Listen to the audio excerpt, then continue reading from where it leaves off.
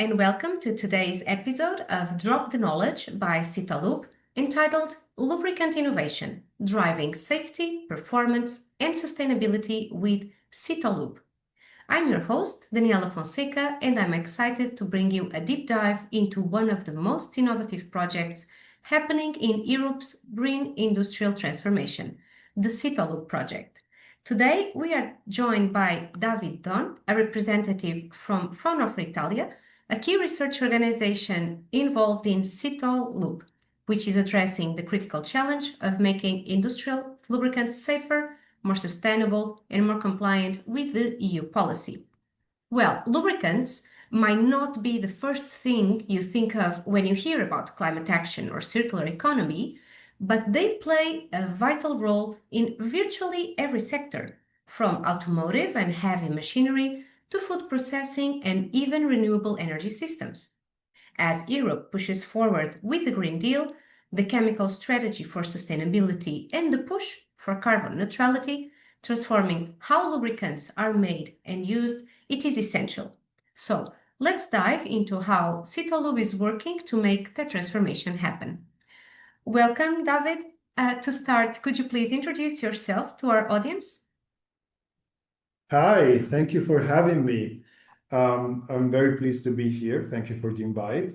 I'm Davide Don. I'm an environmental engineer with a specialization on environmental and resources management and a focus on industrial sustainability and regulatory foresight.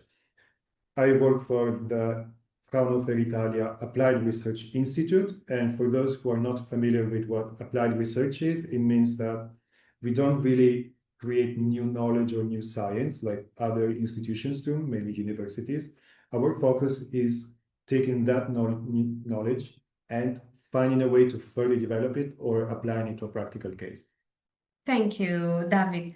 It's great to hear how you are engaged in bringing and bridging research and policy and business practice to this project that needs industrial resilience and sustainability. Could you tell us a little bit about your role in the SiToLub project and to what extent Fraunhofer Italia is specifically contributing? Sure. Our role in the SiToLub project is mainly focused on the part of the regulatory foresight. So ensuring that we properly match the different regulatory instruments at European, national, and international level that are relevant for the formulation of lubricants to ensure that they are safe and sustainable by design. There is this European framework, the Safe and Sustainable by Design, as the name goes, but it doesn't work by itself. It draws on a quite broad set of other regulatory tools that must work together. That is great. It's exciting to hear how you are aligning innovation with the legislative trends and how regulation is not just a box to tick, but a tool, especially with the methodology you are embedding in the project. So the European regulatory environment can be complex, and you are pretty aware of that, and it's constantly evolving. How is SiToLub aligned with the broader European policy goals, like the European Green Deal and so many others, like the Circular Economy Action Plan and even the chemical strategy? Can you tell us a little bit about that? Of course. Thank you, Daniela, for that. As you already mentioned, the European Green Deal or the Chemical Strategy for Sustainability or the Circular Economy Action Plan, those are among the big European policy drivers. Some are more strategic directions, some are more codified into proper regulatory instruments. Those are the big main ones that we have to keep in mind when we do this work. Then lubricants are effectively a product. They need to be manufactured, need to be used somewhere, and there are quite a broad set of applications. So then we have to understand which are the other more specific pieces of legislation that need to be considered. Some are more operating at the corporate level, so related more to the provisions that industries have to comply with. Others are more specific to the product itself. For instance, there are quite a few examples. The main ones, the base ones, let's call them like this, are the REACH and the CLP, so the chemical labeling and packaging regulations. And those mainly act on the hazard, so the safety part of lubricants. And I call them kind of foundational regulations because industries already have to comply with them. And those are needed in order to put a product on the market. So a formulation that fails to meet those kind of requirements simply cannot be sold. Then there is a strong drive towards sustainability, towards reducing environmental impacts of both formulations and the use that we do of lubricants. And that's where other key references come into play. Some are emerging, like the European regulation for the Eco-Design of Sustainable Product Regulation. And lubricants are one of the 17, I think, target product families for this regulation. So we had to anticipate that it would arrive while we were writing the proposal for the SiToLub project. Then we had to keep it in mind in terms of provisions, how it could look like while we started doing the project activities. And then we had to further refine our analysis when the regulation became effectively binding in July of last year. So there are several different regulations, and some are regulations, some are directives, some are other pieces of policy that operate at different levels and targeting different specific aspects of how you create a new lubricant.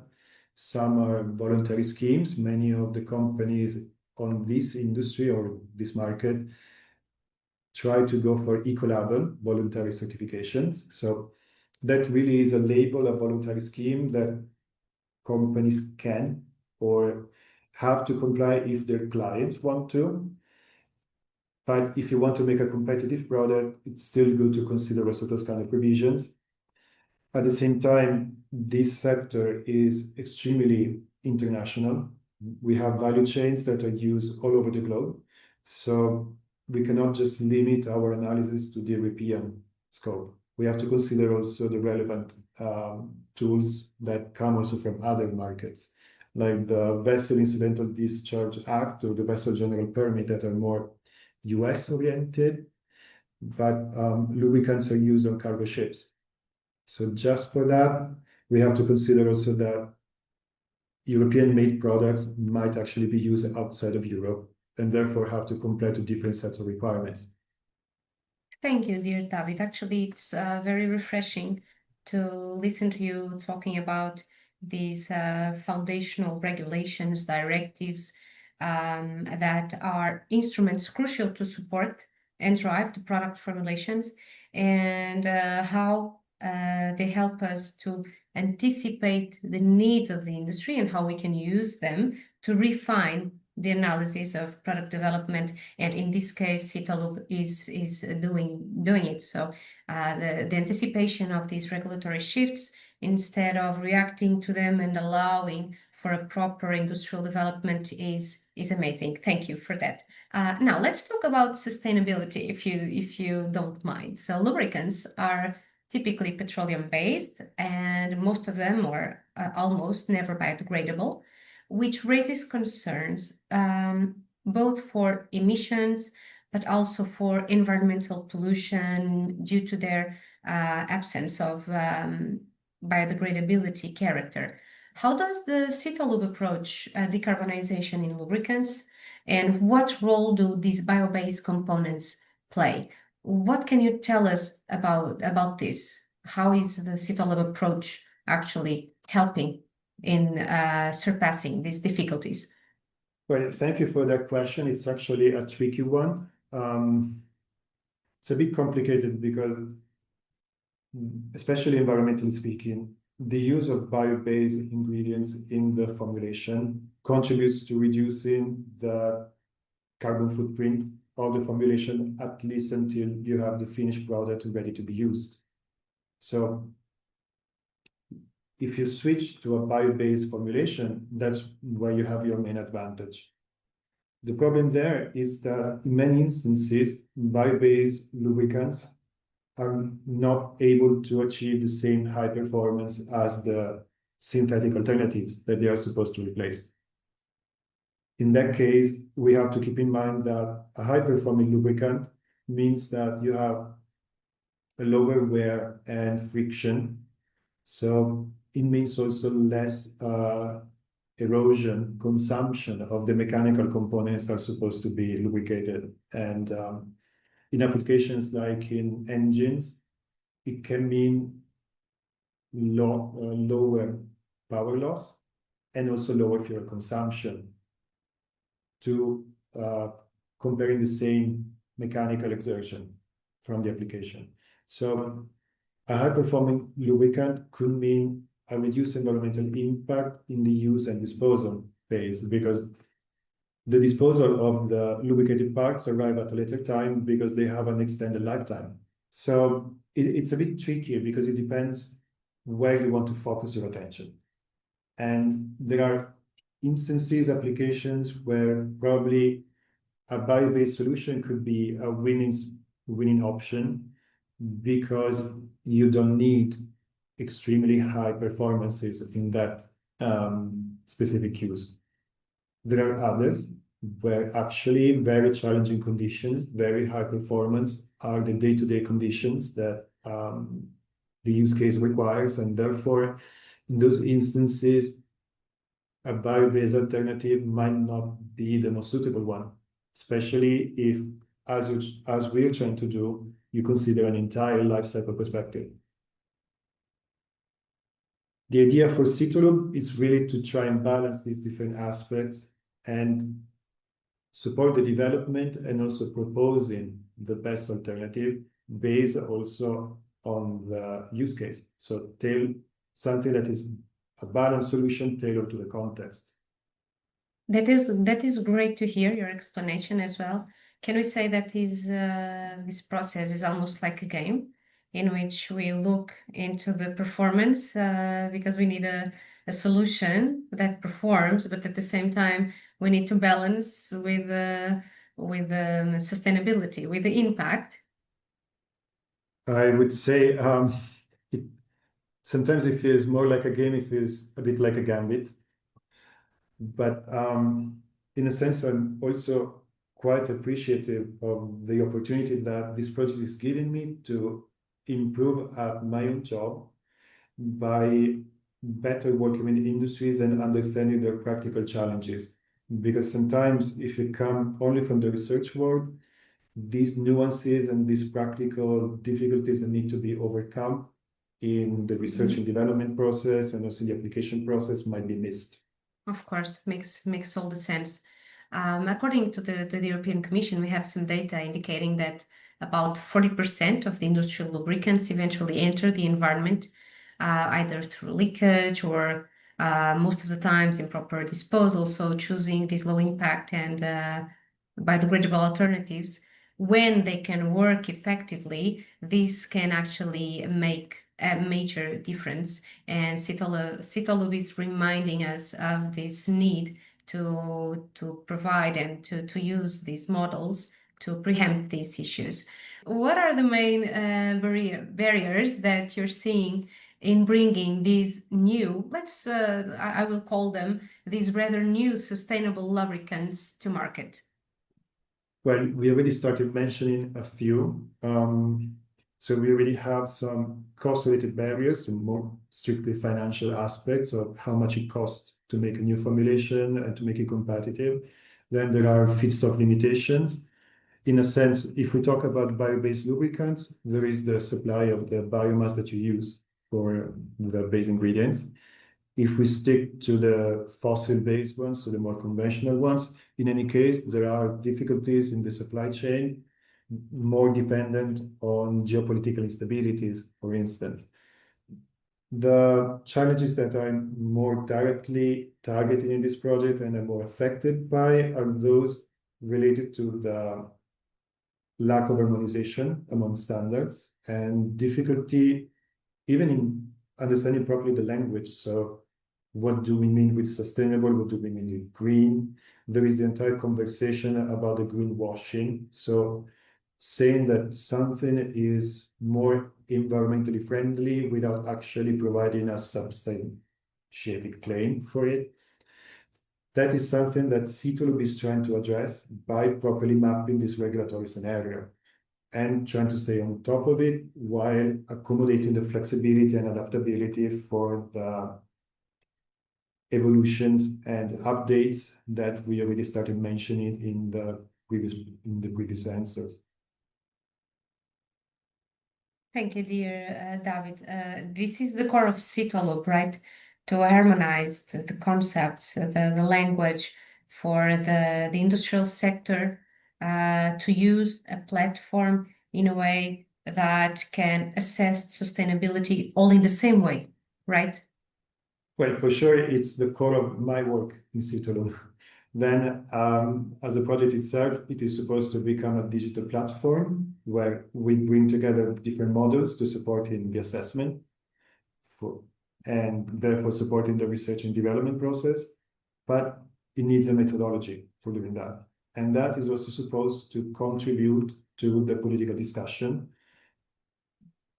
at industrial level, general stakeholders level, policy level. We have to keep in mind that the ESPR, so the Regulation on Eco-Design, foresees something that is called eco-design forums.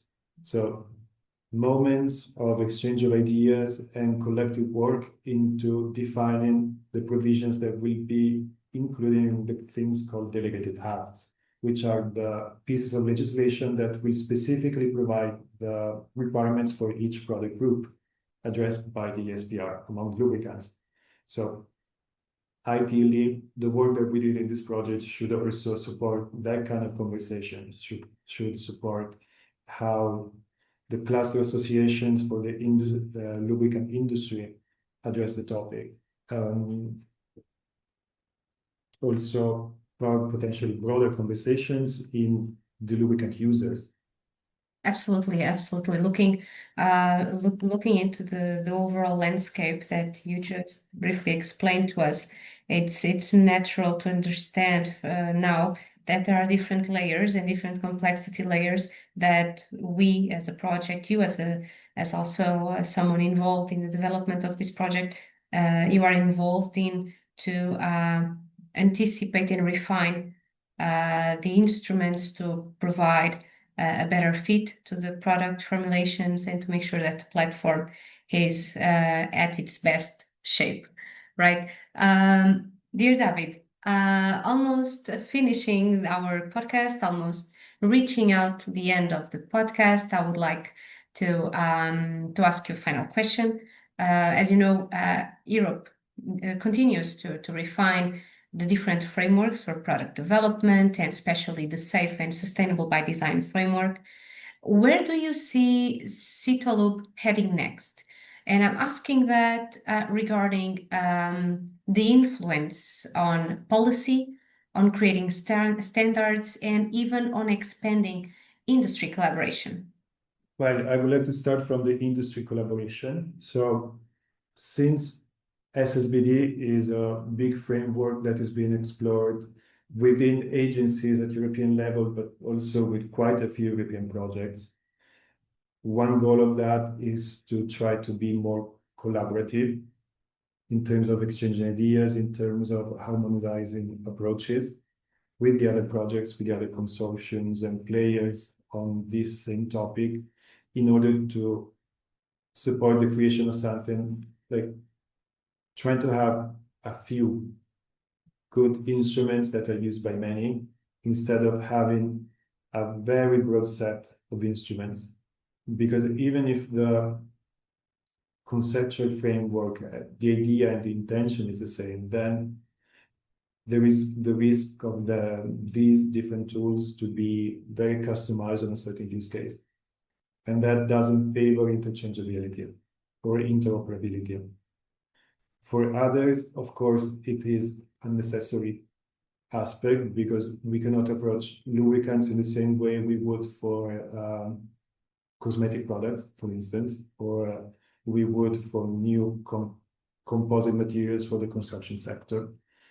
For other aspects, there is the opportunity for integration and collaboration, at least to exchange ideas and figure out together how to overcome shared issues. And that is something that SiToLub is very committed into contributing to. Specifically by itself, aside from the refining of these various models, the creation of the shared platform where these models might be accessed together or individually, depending on the needs also of the potential user of this platform. Conceptually speaking and policy-wise, we are looking forward to a more active, proactive, and let's say loaded conversation with different players that I was mentioning earlier. There are cluster associations for the industry. There are technical tables at national, European, and international level, creating technical standards relevant for this, regulating different aspects of this sector. And there are the big provisions at European level. One and foremost is the Joint Research Center that is in charge of developing the entire SSBD framework. The practical evidence that we are gathering and we are nurturing in this project can be instrumental to the future updates of the SSBD as an entire framework. So that is something to look forward to personally, but also as a project. Of course, David, now I understand a little bit better, and I hope our listeners as well. So SiToLub has different working groups and different targeting working groups that must collaborate to influence the lubricant development while keeping and improving performance. And this kind of upstream dialogue involving researchers, industry, policymakers, regulators, this is the key to accelerate both innovation and trust. And it sounds like the project is positioning itself as a bridge between these worlds. Dear David, it was a pleasure to have you. Thank you so much for joining us and shedding light on this crucial part of the sustainability puzzle as part of the SiToLub project. From regulation to raw materials, it's clear that the SiToLub project is helping chart a course for industrial innovation, where there's truly a line in which we are focused with European green goals. And for our listeners, if you want to learn more about SiToLub or Fraunhofer Italia's work, be sure to check out the episode notes. We'll include links to more information, EU policy references, and ways you can stay up to date with this project. Thanks for tuning in, and we'll see you next time. Thank you very much for having me. Thank you, dear David.